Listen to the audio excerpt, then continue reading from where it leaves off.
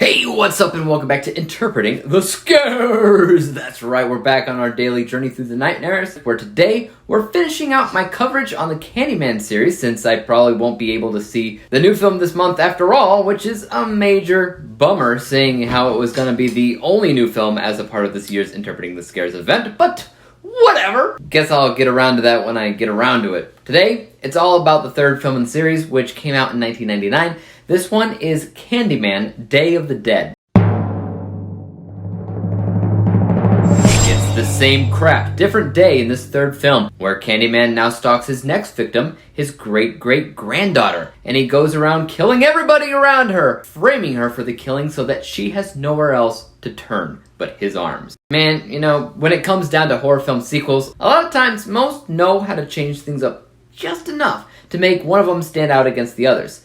Sometimes it's just a really small detail, but that detail is usually just enough to give it a taste of uniqueness. Candyman has always struggled with this, as I even mentioned in my review of Candyman 2 that it was mostly a remake of the first, and that I couldn't really see anybody outright saying, "What sounds like a good movie to watch right now? Oh, I know, Candyman 2. But it did at least add the element of explaining why he doesn't just kill these women right off the bat, because the person that called upon him in the second film was a relative. It wasn't much, but it was still a slight change. This third movie literally adds nothing more, and it feels even more like a remake of the first film than the second ever did, just with horrible acting, and now a characterized version of Candyman. Seriously, this entire movie's a joke. The very second a badly set up green screen shot of Candyman showing up floating on a CGI cloud of bees, I knew we were in for a world of pain. And that was only the beginning. This film, like I said, literally adds nothing new to the series, and it rehashes everything right down to the same lines of the first film. I mean, Candyman at least had some new lines in the second movie, but this brought it back to the first, and the acting in the film is some of the worst acting I've ever seen. Our lead actress here is Donna D'Errico, who you may have never heard of before, but she played a role in Baywatch.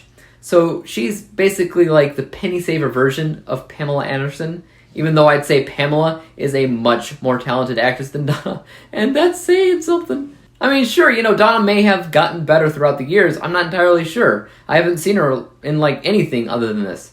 But she's the flooziest and the corniest thing about this film by far. And she's in so much of it. Oh my god. Oh, and each of these films, there's usually a new way to kill Candyman. He always finds a way to come back, of course, in true horror film fashion. But the first and second movie both had at least halfway logical ideas in terms of ending him. In the third one, it makes no sense. None at all. It's like the writer wanted to make a Candyman film, so he did.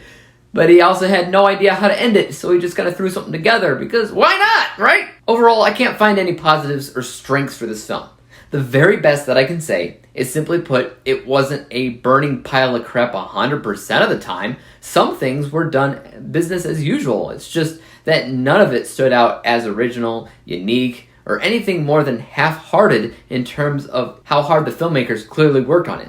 The whole thing, from beginning to end, was mediocre at the very best, which means when we look at our final score, our technical, unbiased score isn't great, but it's also the best thing that I can say about it, that a majority of the things here were business as usual and entirely forgettable. Some things were bad, yeah, like the acting, and some visuals were questionable, but a majority of this section was plainly filled with safe decisions. This score is 46%. My bias score, just how I personally felt about the film while watching it, whoo boy! It is one of the worst bias scores I've ever given a film. We're talking bottom 10. I believe if I looked at it, it would be the 9th lowest bias score I've ever given out, just because it was an absolute pain and chore just to get through the thing. It's just about the only film this year that I wanted to end. Exorcist 2, that's a close second.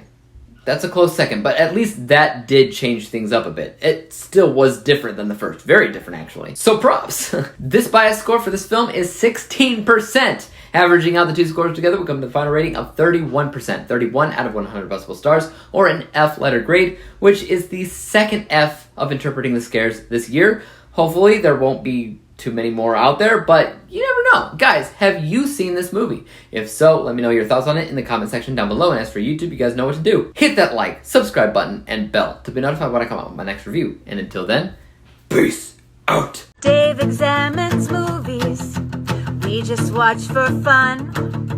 Davey is the expert. He is the #1 critic that I go to when I need a movie.